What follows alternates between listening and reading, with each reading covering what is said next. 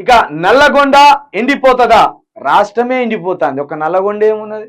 తెలంగాణ రాష్ట్రం 33 జిల్లాలుగా ఏర్పడిన కొత్త రాష్ట్రమే ఎండిపోయే పరిస్థితి వచ్చింది.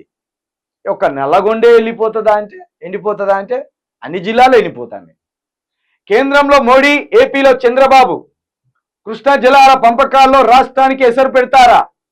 2014లో 7 మండలాలను గుంజుకున్న చంద్రబాబు ఇప్పుడు కృష్ణా జలాలను లాక్కుంటారన్న చర్చ. ప్రాంత ప్రయోజనాలపై కొట్లాడే నాయకత్వం ఏది? జాతీయ పార్టీల చేతుల్లో తెలంగాణ. స్థానిక అంశాలు వీళ్లకు పడతాయా? ఢిల్లీలో మన గొంతును వినిపించగలరా? నల్లగొండ గొంతును తడపగలరా? నల్లగొండ గొంతును తడపలేరు, ఢిల్లీలో పోయి గర్జించలేరు. ఎందుకంటే ఇక్కడ ఇప్పుడు ఢిల్లీలో ఎక్కువగా రేవంత్ రెడ్డి కంటే చంద్రబాబు నాయుడిది నడుస్తుంది. 21 సీట్లతోటి చంద్రబాబు నాయుడు గెలిచిన 21 సీట్లే ఇప్పుడు మోడీని ప్రధానమంత్రి చేయడంలో కీలక పాత్ర పోషించబోతున్నాయి. మెజార్టీకి, మ్యాజిక్ ఫిగర్కి 50 స్థానాల దూరంలో బీజేపీ పార్టీ ఆగిపోయింది. మిత్రపక్షాలను కలుపుకొని బీజేపీ అధికారంలోకి రావాల్సిందే, అధికారం చేపట్టవలసిందే. మిత్రపక్షాలలో ఎక్కువ సీట్లు చంద్రబాబు నాయుడికి, నవీన్ పట్నాయక్కి ఉన్నాయి.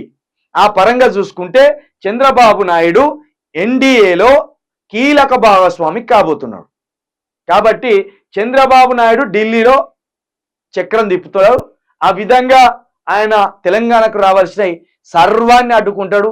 ఇక చంద్రబాబుని విమర్శించే స్థాయి కానీ, విమర్శించే అంత సత్వ కానీ, ఆ దమ్ము కానీ రేవంత్ రెడ్డిలో లేదు.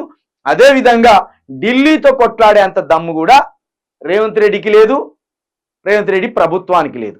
ఎందుకంటే రేవంత్ రెడ్డి మీద కీలకమైన కేసులు ఉన్నాయి. ఓటుకు నోటు కేసు ఉన్నది. ఎక్కువగా తక్కువగా రేవంత్ రెడ్డి ఏమైనా మాట్లాడినా వాళ్ళు ఎప్పుడు కొరడ జులిపించాలో అప్పుడు కొరడ జులిపిస్తారు. ఇక ఇప్పటికే ఏపీ రాష్ట్రానికి ఒక రాజధాని అంటూ లేదు, ఏపీ రాష్ట్రానికి ఒక కంపెనీలు లేవు, ఏపీ రాష్ట్రానికి అభివృద్ధి అన్నదే లేదు. కాబట్టి ఇప్పుడు వాళ్ళు చంద్రబాబు నాయుడు తోటి ఏం కోరుకుంటారు? మాకు ఒక స్థిరమైన రాజధాని కావాలి, స్థిరమైన కంపెనీలు కావాలి, స్థిరమైన పాలనతో పాటు అభివృద్ధి కావాలనేది అక్కడ ప్రజలకు ఉన్నది. ఆ విధంగా చూస్తే చంద్రబాబు నాయుడు తన సొంత రాష్ట్రం కోసం ఆలోచించుకుంటాడు. నీళ్ల విషయంలో కావచ్చు, విద్యుత్ విషయంలో కావచ్చు, కంపెనీల విషయంలో కావచ్చు.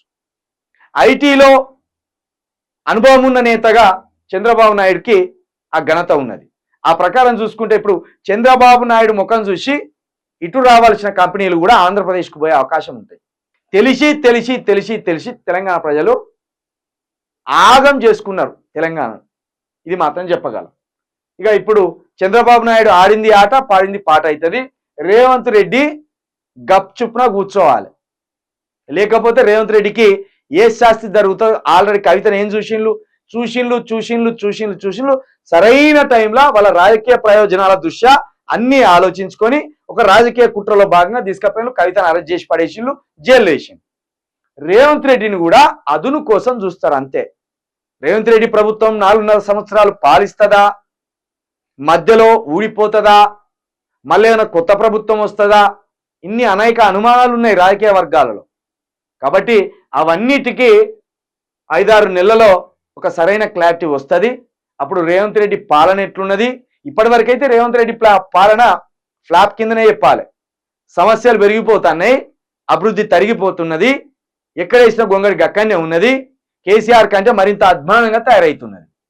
కాబట్టి ఇప్పటి వరకు రేవంత్ రెడ్డి ఆలోచన అయితే, ఆయన విధానాలు అయితే తెలంగాణ ప్రజలకు విరుద్ధంగానే సాగుతున్నాయి అనేది మనకు స్పష్టంగా కనబడుతున్నది.